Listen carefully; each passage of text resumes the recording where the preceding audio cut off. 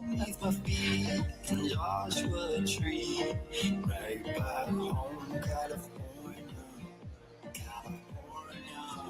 Good morning, everyone. Half of everyone, because half of everyone else is outside. But we're going to get started so we can stay on track this day. So, good morning. Thank you for choosing to spend the day with us here at the African American Research Library and Cultural Center in honor of Broward County Library's 38th Annual Conference on Children's Literature. I'm Adrienne Chadwick, Regional Manager of Community Engagement.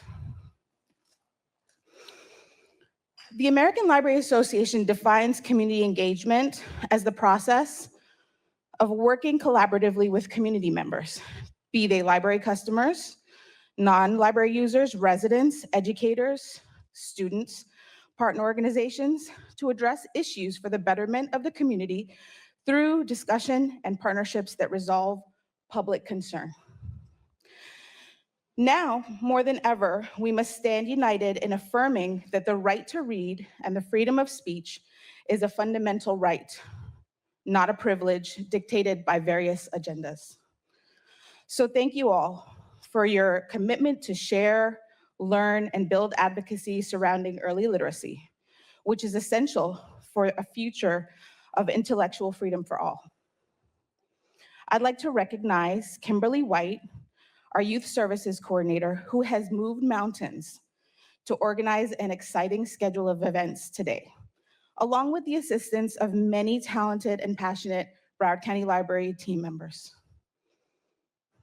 I'd also like to acknowledge the ARLIC team, who is hosting today's conference and 3 days of programming surrounding the Ashley Bryant Art Series.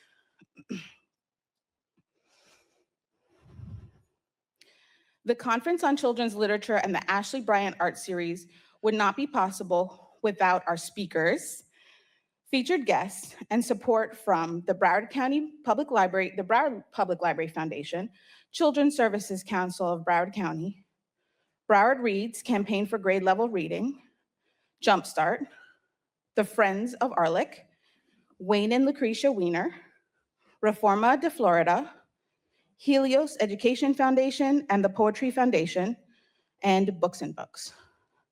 So throughout the conference, please share your experience by tagging us on your favorite social media app, and be sure to leave your thoughts and comments on the program surveys, which will help us apply for funding to support this event going forward. Now I'd like to welcome to the stage Dorothy Klein, Executive Director of Broward Public Library Foundation.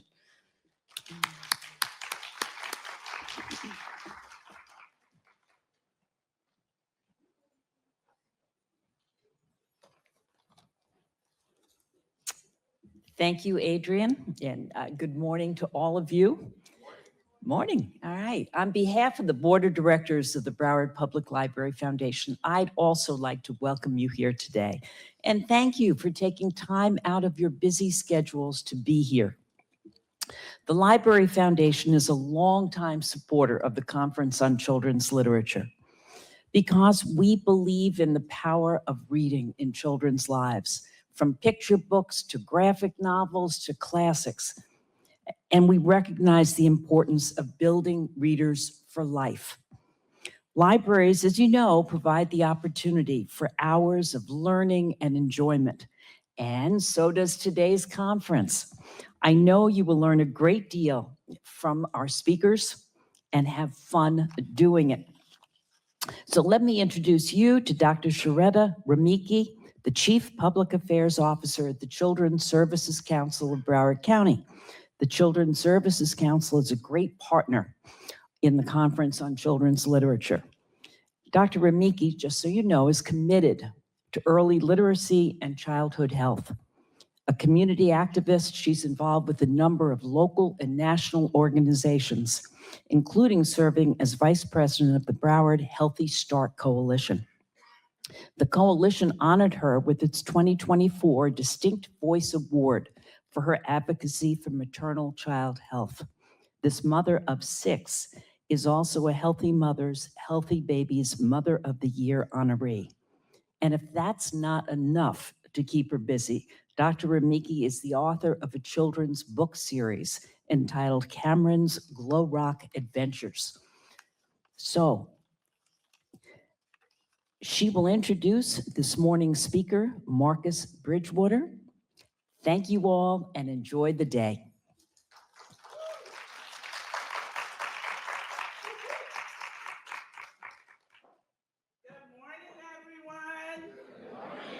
Oh, that is so good. Good morning, everyone. I know it's early. It's Friday. We had a rainy day yesterday, but the sun is shining this morning, right? So let's bring that energy into the room. And I was just sitting next to the speakers, and I know they're going to bring some energy to the stage, so I'm trying to warm it up for them. Hi, everyone. As Dorothy said, I am Dr. Sharetta Remicki, and I serve as the Chief Public Affairs Officer at the Children's Services Council of Broward County, where Cindy Ehrenberg-Sessler is our CEO. How many of you know CSC? Let me see some hands. I do that for my department. Okay, I still got work to do. Okay.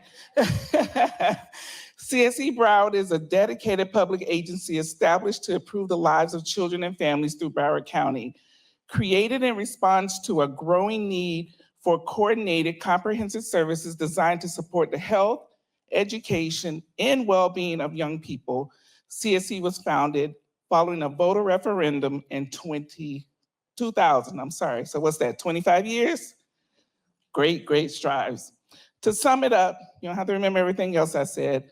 CSE Broward is about providing leadership, advocacy, and resources. What are we about? Leadership, advocacy, and resources that are needed to ensure that all Broward children have the same opportunity to thrive. And one such area in which CSE provides leadership is what we call Broward Reads, the Campaign for Grade Level Reading Coalition. This collective effort aims to ensure that every child in Broward is equipped for academic success. Broward Reads is also dedicated to promoting school readiness, enhancing teaching quality, addressing chronic absenteeism, and boosting summer learning opportunities while actively involving parents in their children's educational journey. And today's conference is one such example of our coalition's effort. Another collaborative effort is participation in Jumpstart's national annual Read for the Record. Who's heard of that? I know Broward County, let's go. We're #1 in that, which is the world's largest shared reading experience that celebrates and supports children's early language and social emotional development. Each year, a children's book is chosen and read across the country, and millions of books are placed in the hands of children. In Broward, through our collective efforts, we place annually over 35,000 books in the hands of Broward's children.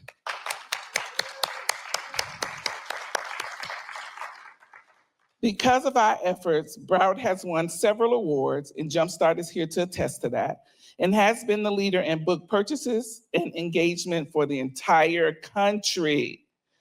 Broward has also been favored with bringing the highlighted Read for the Record author to our county for several years, and the tradition continues today. So now I have the distinct honor of introducing the participants of our first session. First is Eric M. Chisholm Sr., is a native of Fort Lauderdale, where he was born and raised, like myself. A devoted family man, he's a proud father to one biological son, Eric Jr., and is honored to be the godfather to 2 young men. A distinguished alumnus of Dillard High School, he furthered his education earning an AS in accounting and a BS in business administration from Florida Metropolitan University. For 3 decades, he has dedicated himself to a meaningful career at Broward County Public Schools. He holds the position of Director, Strategic Partnerships, where he serves as the lead liaison between the district and its community partners, working with cross-functional teams and existing partnerships, identifying new opportunities, and securing mutually beneficial partnerships. And next, we have this year's featured Jumpstart Read for the Record author, Mr. Marcus Bridgewater, also known on social media as the Garden Marcus. Marcus is the author of See Marcus Grow and How to Grow, Nurture Your Garden, Nurture Yourself. Media outlets have featured his work, included Vogue, Dwell, and the Los Angeles Times, and the New York Times, and he was on the Drew Barrymore show. All right. A creator, educator, motivational speaker, and plant enthusiast, he's also the founder and CEO of Choice Forward, a company that offers life coaching, seminars, and workshops. He lives in Texas with his wife, son, and 1,000 plants. Let's welcome to the stage Eric M. Chisholm Sr. and Mr. Marcus Bridgewater.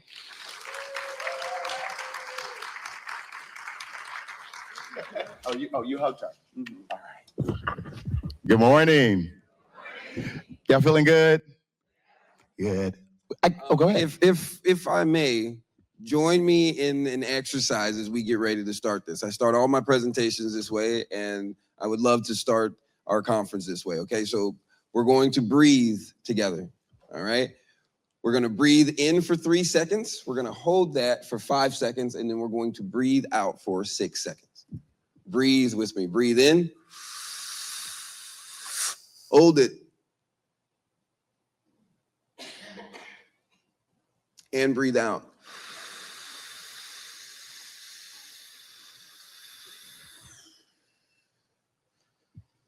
Thank you. Thank you, Marcus. That was incredible.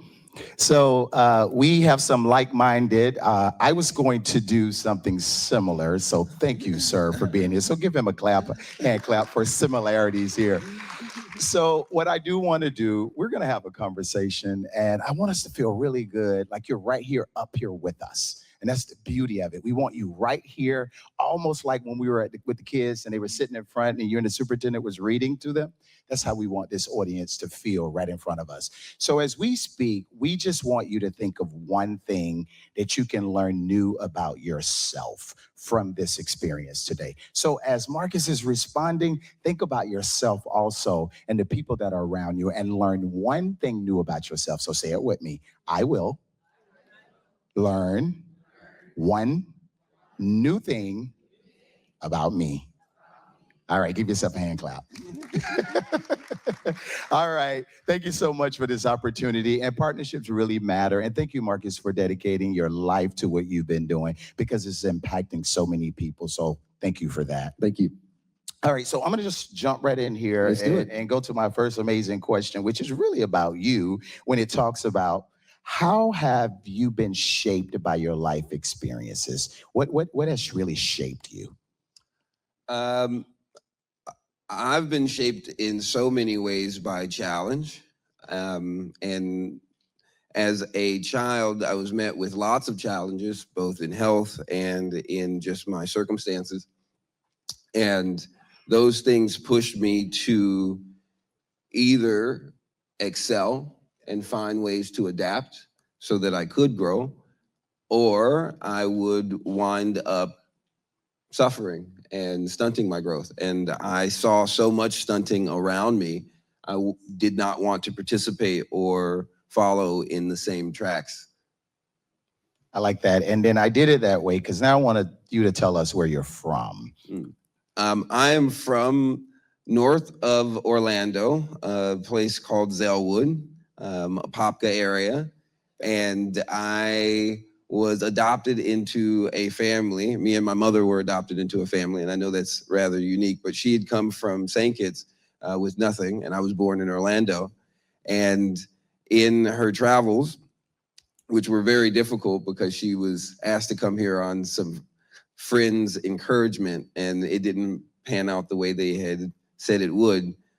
She worked really hard to find a way, and she's not one to smooch or to take very much. She doesn't.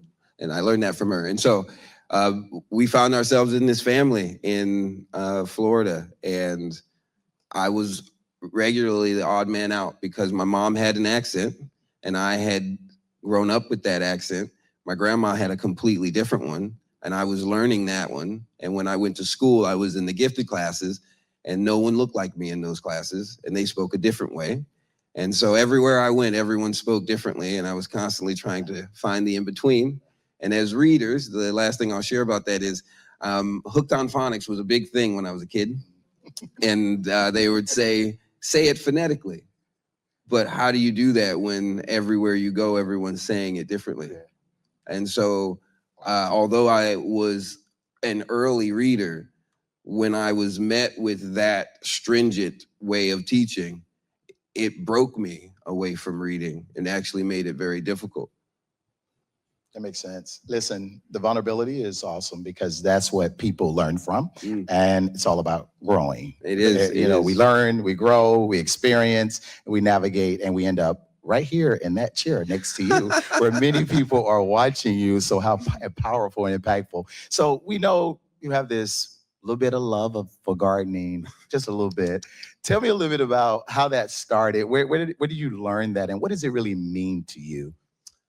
Oh man, okay. So I was fortunate that the woman who brought me into her family, shout out to Pearl Mason and the Masons, she had a garden and it was beautiful and had massive kumquat trees and hibiscus trees, orange trees, so many different types of plants. It was just a beautiful space to grow up in. Her backyard was acres and acres of wild woods. So, you know, there were gators out there and rattlesnakes and turtles and gophers and all the things that little boys would enjoy chasing and having fun. So that was my initial love for nature.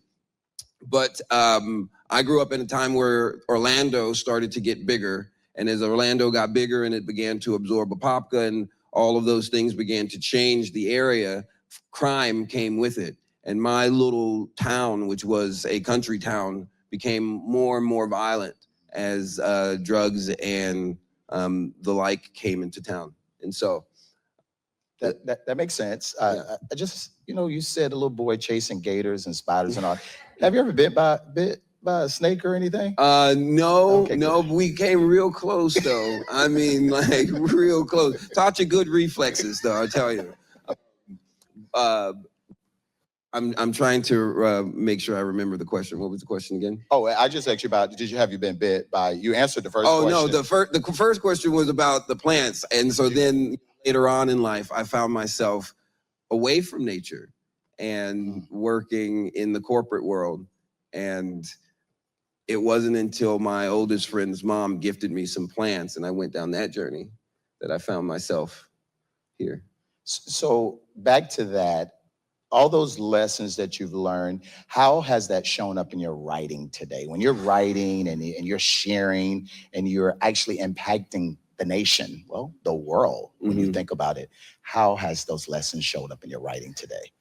Okay, they've shown up all over the place. They've shown up in the subtext. They've shown up in the things that you don't see me say, right? If you look through all of my writing, you'll never see me refer to race because so much of my experience is universal. And I want it to be appreciated by the people who look like me and have struggled like me, but I also want it to be appreciated by the people who don't. And so I've tried to make sure that because, again, I grew up on the outside of everyone's circle. Everyone's circle. There was never a time where I had a safe space. I have to say that because we try to create these safe spaces. And I think that oftentimes what we are doing is actually creating coddle clubs. And we don't realize that like that's not progressive, right? That's actually destructive, counterproductive. And in my effort to be productive and also to create true community, everything I write about is undertone about peace, balance, harmony, resilience, and the importance of community and the environment. I think we need to clap for that because that's a whole segment that we can sit up here and talk about all day long. So we know you were in Florida, you relocated to Texas. So that first shift from Florida to Texas, tell me a little bit about, so you told us you were in Florida. We know you got chased by the alligators, but not really. And you went to Texas. What part of Texas were you in and how did you just jump right into the plant experience in Texas? Okay, so many things happened between Florida and Texas. I'll give you the short, condensed version, and then at some point you can ask me about. We lost us. Okay, so From Florida, I went to college in North Carolina. College in North Carolina, graduated, and then went to work in Chicago. From Chicago, went to work as a director and strategic manager of importing, exporting in Boston. From Boston, worked there for many years before I came back to Florida. Worked as an independent contractor. And then as an independent contractor, I was one of my main clients was a monastery in Boston, and I was there as a spiritual liaison.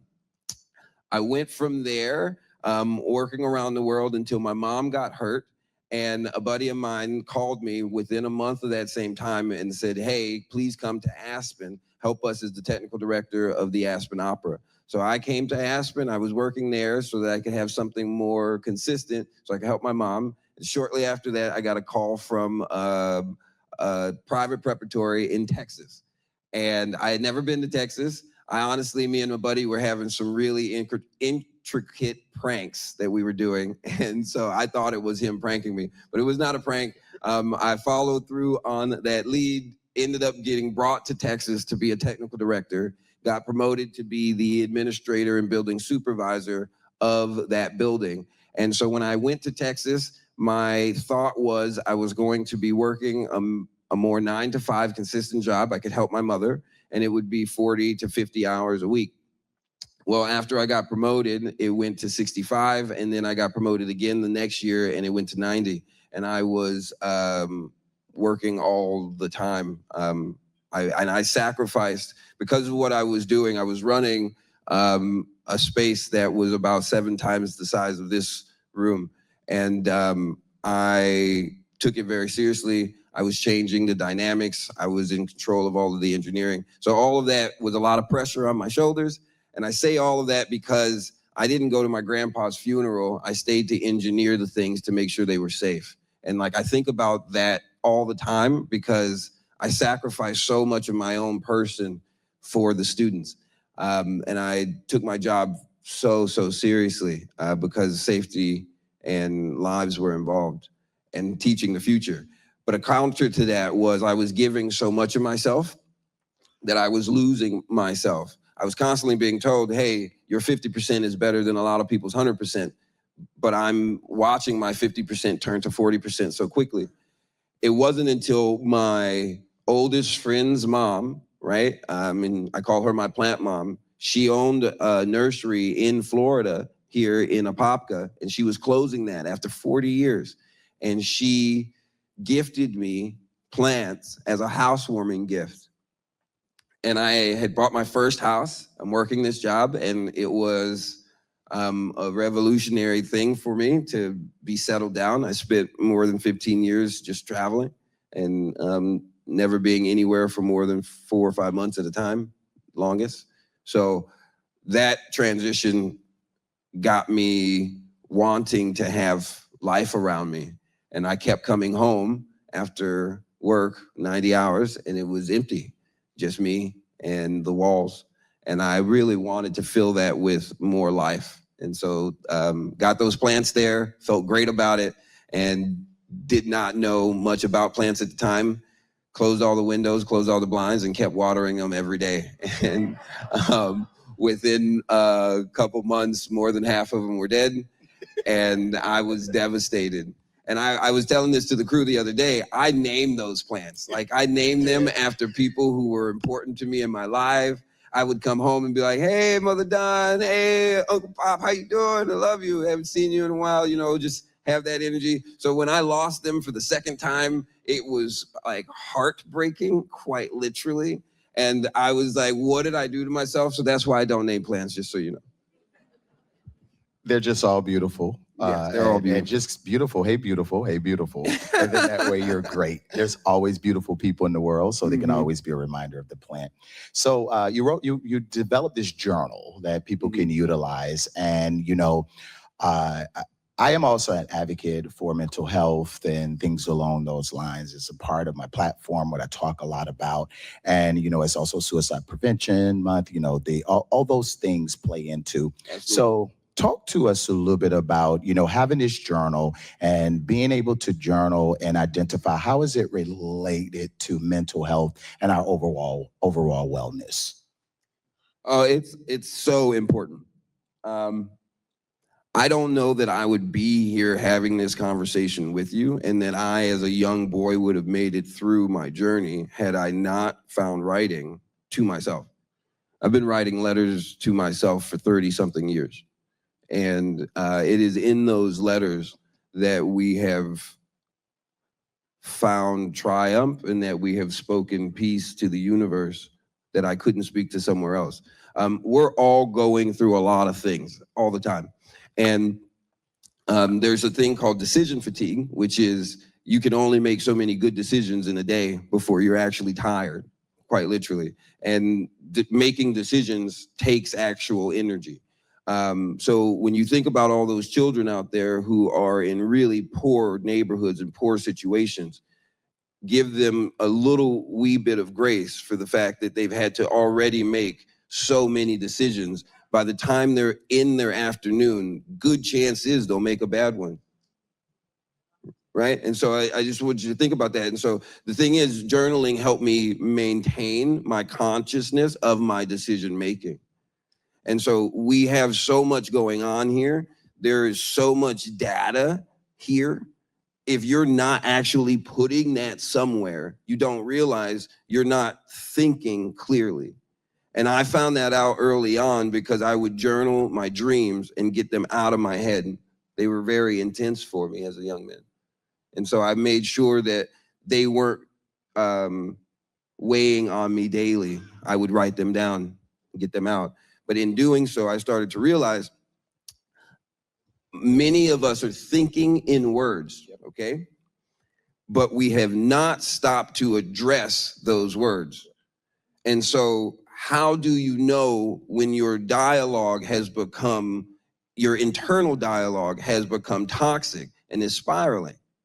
Well, so often you don't know unless you actually stop and can look at it and give yourself the juxtaposition of that information. And so I encourage people all the time to journal and to journal in different ways.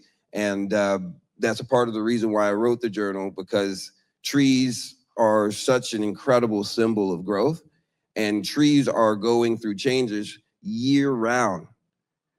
And so I link the mind, the body, and the spirit to a tree's leaves, trunk, and roots, so that we can think about all the parts of ourselves, but also see how they come together holistically. But then think about the fact that the entirety of ourselves is going through changes all year. Are you changing your routine throughout the year? Many of us aren't. Many of us are just doing the same thing all the time, and then we expect growth, but that's not how growth works. So It's not. And what's beautiful about the start of it is you required us to breathe, right? To bring us back here. And then in addition to that, we're going to learn something new about ourselves. So this becomes a part of the village that goes out and shares. So that's the beautiful thing about it. And these type of events, these type of conversations, it forces us to share. And, Absolutely. you know, this is a good part about it. It's almost like nobody's out there because we can just talk about this, but everybody's out there so they can share the message. Exactly. Now, listen, a little research now brought back some stuff that people like to compare you to Mr. Rogers, Bob Ross, and LeVar Burton. So how does that make you feel? Now that has to be like, oh, I did this thing, right? Is that how it feels? Like I've done a really great thing? Yes, it's humbling to the highest degree. It is an incredible honor to be put into the likeness of those gentlemen, and to think about their effect on my life and on the lives of my peers. I'm utterly humbled by such a thing. I'm also charged by it and given a sense of duty. I'm recognized all over the place now, and I have a responsibility of sorts. And so when you remind me of that, it's like, oh man, the badge is on. I can't see where the badge is exactly, so I can polish it, but like the badge is on, and like I have to carry the badge with a degree of integrity and honor. So something you said stimulated a thought. One of my favorite books, and there is a quote that says, "The universe conspires to work in your favor, not against you," and that's from The Alchemist. When you think about the universe, because I appreciate you being here today, tell us a little bit about what does that mean to you that the universe conspires to work in your favor? Oh not man, against you? okay, so we're about to get deep. Everybody buckle up. All right. So I just talked about words, but I'm about to give you like a whole crash course of like why this matters so much to me. Okay. So I want you for a moment, everybody right now, silently in your mind to make this sound. Now make that sound in your head.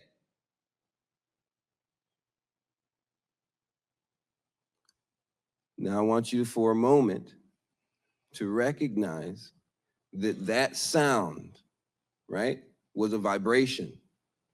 And each one of us has a very unique pitch, a very unique frequency that we are carrying, our own tone. And much like chords, right, when notes are pure and they come together, they make a beautiful sound. A beautiful sound. But that's done in silence when we're allowing ourselves to be. So many of us have so much nonsense going on up here all the time. It's just loud. And it's so loud because I'm angry and I'm frustrated. Oh my God, I forgot this. I can't remember that thing. Oh, I got to go do this thing. Let me go get that thing. There's all this noise all the time. It's just so loud in our heads all the time. And we don't remember to slow down, to take that breath, to engage. And so here's why that matters, right? The vibration that you hear out, you also hear in. The vibration that you hear out, you also hear in. So when you zoom out 1,000 times, it looks the same as when you zoom in 1,000 times. If your internal dialogue is not pure, concise, and of a quality pitch, then your engagement with the universe will reflect your internal dialogue. So when they say what you say matters, I want you to take this note, right? The fabric of a leaf, the cellular consistency of a leaf is very similar to that of your eardrum. The world and the universe absorbs vibration. The glass back there can translate the sound that I'm saying through this microphone. They can send a recorder to record the glass and never need to record me and have everything I've said because the universe is responding to the vibration all the time. What you say matters and what you think matters. How we engage with the universe is something I think that we are always, regularly in my lifetime, I'm watching people disrespect. It is one of the most powerful tools we have access to, but we do not use it or engage it with discipline or moderation. And so it has become a vice and it has become destructive to each of us. And that is thought. Thought. We are not applying quality thought anymore to many things. We are reactive. We must be proactive.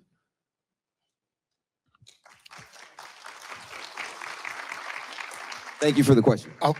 Listen, that's nowhere on this paper, as you can imagine, and that's how the universe works. Who really felt that? Raise your hand.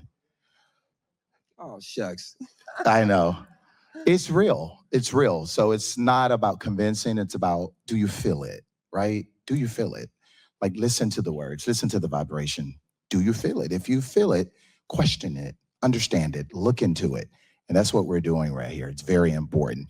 We were over at Broward Estates Early Learning yesterday. You were in the front with the kids. You were walking around. You met all the dads. We did Take Your Dad's Day there early. It's one of the newer schools, a redefining school. And I was walking, and this amazing young lady had her daughter, and her daughter was walking, and there was a mushroom. And she was being busy. So I wanted to distract her to pay attention to what was right there. So I have a question that really centers around mushrooms, okay? The mushrooms. Because who saw mushrooms leaving your house this morning? I did. Because it's rainy season and they pop up everywhere. I saw several. Now, can you elaborate on how the resilience found in nature, like mushrooms growing through challenging conditions, translates to the resilience individuals and communities need when they are facing challenging times? Oh, absolutely. Okay, so first off, every one of you is mostly mushroom. I know it sounds crazy, but like look into it. Like you are mostly fungi. I kid you not. It was one of the craziest things to find out, but I am not just pulling your tail. We're all mostly mushroom. So like when you consider what that means and like how much disrespect that we show mushrooms, right? Just for a moment, stop and appreciate what it means that we're showing the disrespect to ourselves, right? And so when I think about like just that fabric of ethos, we don't respect where we come from. We don't respect the similarities in the creatures right next to us. We look at mushrooms and, right, the amount of us that feel that way. Now, why is that? Well, that's because a lot of them are not to be messed with. But that doesn't mean that they should be treated with such disgust, right? So, mushrooms remind me of many things. One, that life is resilient because despite where you've got anything, mushrooms are likely to pop up. They are life's force to convert energy into something that can be used for growth. Every one of us has that potential. How many of you have been in a really sticky or bad situation and something inside you pushed you to see how to solve that issue, solve that problem? Like if you stop for a moment and you appreciate any religious entity, you would stop and see that that force is well alive right around you in mushrooms. Mushrooms work in a crazy way. They work through a web. The mushroom that you see is a part of the result of having the mycelium having grown. There is an entire network that had to be placed before you saw that one mushroom. Well, the same is to be said about every one of us. We don't just come from nowhere. We all had to have come from somewhere, had to have grown from something. So when you start looking at the mushroom and the type of mushroom, well, all of a sudden you start to be able to think about the soil and its sourcing, consistency. So all of a sudden I start seeing a kind of consistency in each one of us. There's so much to be said about our life experience that makes us who we are, and we share so many of those experiences with our neighbor. When we start to look at life that way, all of a sudden, we're a walking symbiosis of similarity. Opportunity to learn about myself by looking at someone different. That's how I see mushrooms. It's a fascinating and underutilized tool right in front of us. Too bad you didn't tell us how you really felt. But listen, that's the beauty of it. And there's an opportunity. There's something called the negativity bias that a lot of times when our mind first thinks of something negative. Absolutely. And today we get to walk out of here and think, when I see the mushroom, nothing but positive is there. Now don't try to eat it. Now Don't buy your mushrooms from the grocery I'm not telling store. you to go eat mushrooms from the ground. That is not it. No. We want to be very clear. They're Yes, very beautiful clear. and everything. I'm going to self-report. I take pictures of them all the time randomly. I zoom all the way in on them.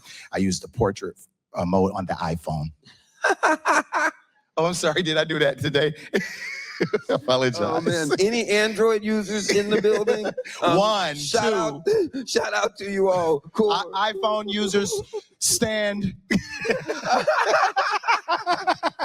Avengers. Oh, man. So listen, what advice would you give someone about gardening, regardless of their experience or level? And do you have a favorite plant? And I repeat it. So the other night when we were out to dinner and everything, there was all these people all of a sudden became gardeners because they're at the table with you, but we're not going to talk about them. I was like, really? You probably never had a plant. No, they were amazing. So anyway, I'm going to repeat that. What advice would you give anyone about gardening, regardless of Okay. their So experience? I'm going to stand up for this one because I wanted to be extra visual for you all. Okay. And this applies to quite literally everything. So when I talk about it for gardening, I'm talking about it also on a larger perspective for life. Okay. So everything, everywhere, and every experience that you have is an opportunity to learn. So every plant that I engage with and every plant that dies is an opportunity to learn. And learning lets me go about my day being free. Oh, problem. Okay, hold on. I'm learning. Maybe I have to step over. Maybe I have to go under or go around, but I'm learning. With the plant, maybe it needs some light, right? Maybe it needs a little less water. Maybe it needs to be put somewhere else, but I'm learning. Conversely, if I am not learning, I'm building up a barrier. So I don't look at it. No, I'm not good at that. Oh, not good at that. My narrow lane.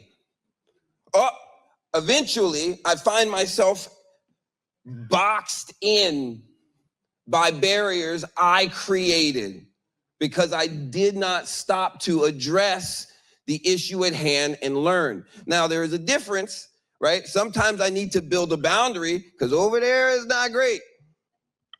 But when it's a boundary, it's on purpose and I can talk to other people about it. The barriers I avoid. And the amount of people I've met who have boxed themselves in and labeled themselves shut. What I will tell you is to learn and to be reminded that you, like the plant, are resilient if you are stacking chips of learning.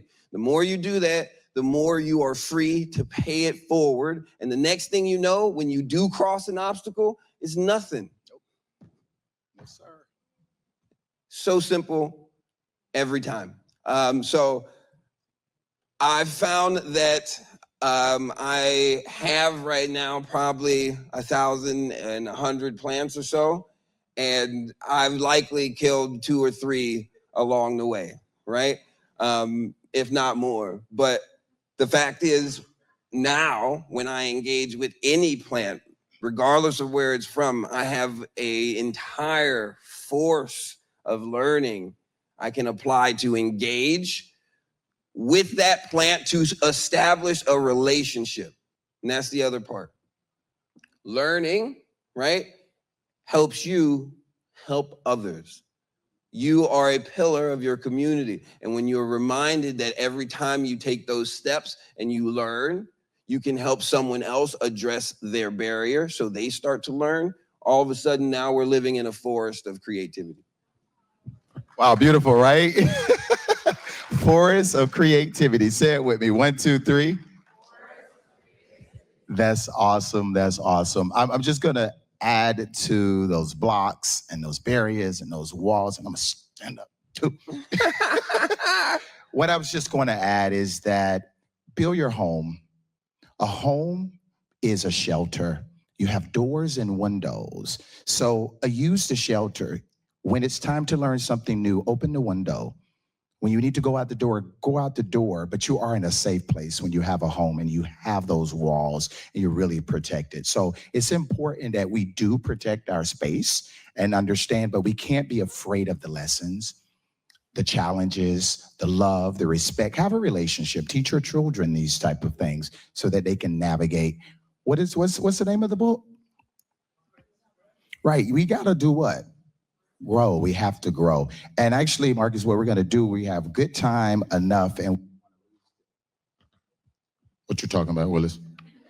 All right. So we want to take some questions, which is perfect timing because I'm through my questions, right? So if you have a question and you're not afraid to come up to one of these microphones, let's make it happen. Da, na, na, na, na, na, na, na.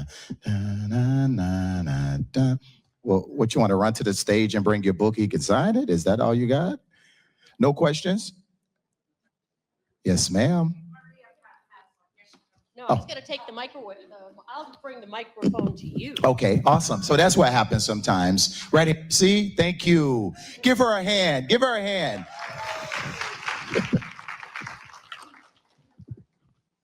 What are your current projects?